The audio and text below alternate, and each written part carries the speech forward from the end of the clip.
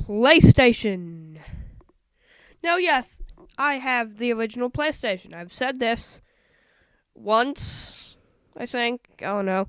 But I love this. This is my favorite retro console I have. Debatably, my only one, since the GBA is a handheld, and the Xbox 360 is kind of in that range of old but not retro, you know. Cause the thing, I love it. It just feels so nice. The clickiness of everything. It's nice. Also, new camera installed. I actually am doing this because of inspired by a Nintendo 64. So shout out to him. He just started his channel. He has like 25 subscribers. Dude, go support him now. Now. What's the PlayStation have to offer? I mean, look at this thing. It looks like the coolest feature about it is clicking. I'm kind of right about that, but still, I mean, this thing's amazing. Like, look at all these games. I'll go get 5 random games, and we'll see how they fail up, and then we'll rate the PlayStation. By the way, the games are in a wide genre, so you can see.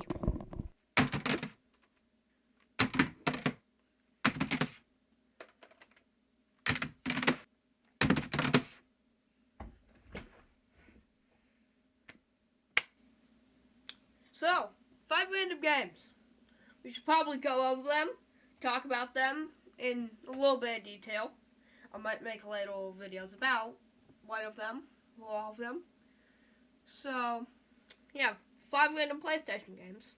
So, with Pac-Man World 1, there were a lot of changes that had to happen because, you know, Pac-Man is an arcade game. How are you going to change that into a giant 3D world? Well, I think they did a pretty good job with Pac-Man World 2. This original game, I think I can describe it in one word. Neat. It's not high quality. It's quite choppy and has some random parts here and there. But I'd say for what they did, it's pretty well. The difficulty can spike up a lot. And that's not really because of the game itself. I think it's just because of the choppy controls. They did do a remake of it recently. But I think I should right now talk about the power-ups in your movement. You can do a ground pound, as seen on the screen here, with a metal ability too that allows you to sink. You can spin dash like Sonic for some reason. There are things that you can use to unlock doors and stuff like that to go into some secret maze levels. There's a power-up that makes you jump high, I believe. The pellets, if you collect 100, you get a life, which is pretty cool. Obviously, that's kind of standard for most platformers, but, you know, just unique. I think they did a good job. I don't really like it. The difficulty spike is in the second boss, I think. With unfair things that you can't really see, and also things you can't dodge. That's the thing. It goes on too long. The first boss is easy. Second boss is incredibly hard. It doesn't really make sense. But, hey, it wasn't meant to be an easy game. It was meant to be a game that would last you long. And, as a bonus, it has the original Pac-Man included for free with a bunch of new Pac-Man mazes in 3D. So, yeah, I'd say it's a bang for your buck. Plus, this game's like $15 now, so I'd say it's still worth it today. But, moving on to Tony Hawk's. Man, this game is pretty good. I like it. Oh, excuse me. I like it. It's a nice game. I think it's pretty fun. Now, have I gotten fall in it? Well, I don't know. I've just never really wanted to get fall. I just play on the map that it comes from and the map editor, which are 2 amazing features. To have just a free play mode and a map editor so that you can do whatever you want. Overall, this game is kind of lacking content, but you know, for a licensed game, it's pretty fun. I also like the music in the PlayStation version. It's really nice. I I would say the game is quality, and I like it. Man, I love this game. It's not my favorite, but it is one of the most expensive PlayStation games I bought. And I'm going to say, it was worth it. It is a stealth game, which isn't really my genre, but it is fun enough. A bit cryptic, but the overhead view is pretty nice. And overall, the game's good. There's a high level of challenge. I like the game. But one thing I do have to say is the X button and the circle button are switched. Normally in games, the X button would be like yes, the circle button would be no. They're switched. So that, I think it's because on like an NES controller and Super Nintendo, that's how they are, which does make sense. But come on, man, and there's no way to change the controls, which is fine. Also, speaking of the controls, they aged really well. Like Tomb Raider's controls, oh my god, I can't even stand that game. Tomb Raider 2, yeah, blah, blah. I am very happy that the controls in Metal Gear Solid, there might be 10 controls, but they are working fabulously. The game controls amazingly. It's fun. This, music is mwah. The gameplay and story, amazing. It takes place, I believe, after the original Metal Gear. This is a sequel, if I do believe so. Also, I do have to credit the psychic guy. If you put your controller down, he's like, I'm going to send a shockwave through it. And then the controller vibrates really hard. It's really cool. I just like the game. There's not much to say about it, except it's amazing. I don't want to get into it too much, but let's just move on. Moving on to Rayman 2. I like this game. I've said that about a lot, but this is probably my favorite PlayStation game I have, and it's not even a PlayStation game.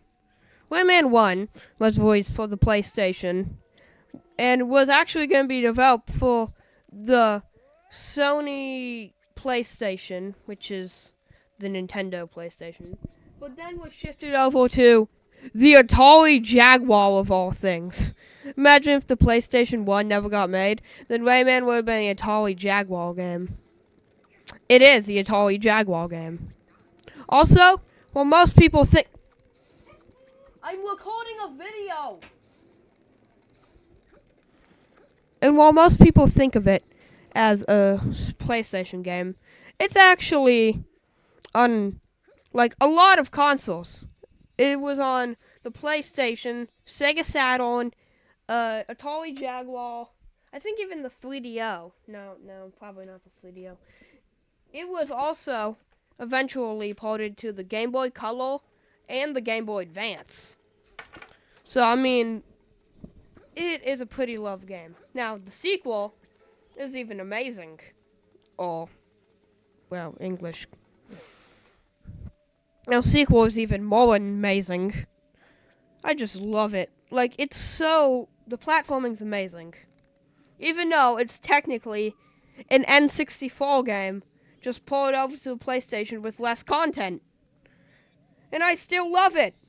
I just think the nice atmosphere and the controls make it good. Now, my complaints? When you punch something, it's not a fist. It's like a glowing ball. I don't really like that. It's weird. But controls are good. Atmosphere's good. Story's good enough.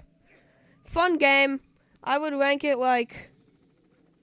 to be a good game. And now for the final game. We have...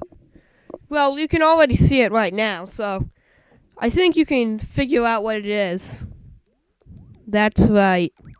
The beautiful Ape Escape.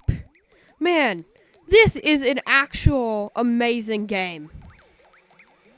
Like Rayman 2, I like it, but it's not really good in some people's eyes. This game is amazing.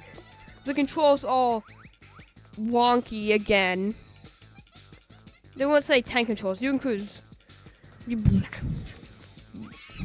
control incredibly smoothly in the game. Also, it's the only game to use full advantage of the DualShock controller, with you moving with one stick, using your weapons as the other. The D-pad's just kind of there for funs. And then to equip, it is the buttons, like the normal buttons. Jump is all one or all two. It's just a wonderful little game. I love it, dude. Also, the bubbly atmosphere in the worlds are beautiful, which is probably another reason I love it so much. I hold it so close to my heart. And that are all the PlayStation games I own. But we're not done. Now, from looking at that wide genre, I would have to kind of say the PlayStation's rating out of that 7.9 out of 10. It's pretty good. I love it. Wait, hold on. Something's missing. Oh yeah, how could I forget? NHL Face-Off, a hockey game. That's bad. Wait a minute. I think I'm gonna have to do something.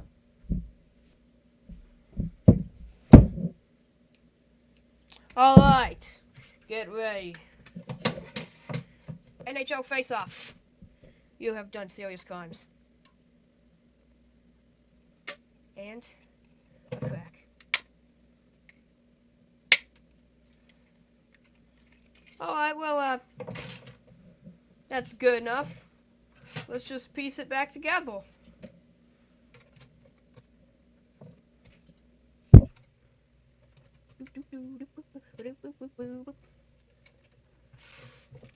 There!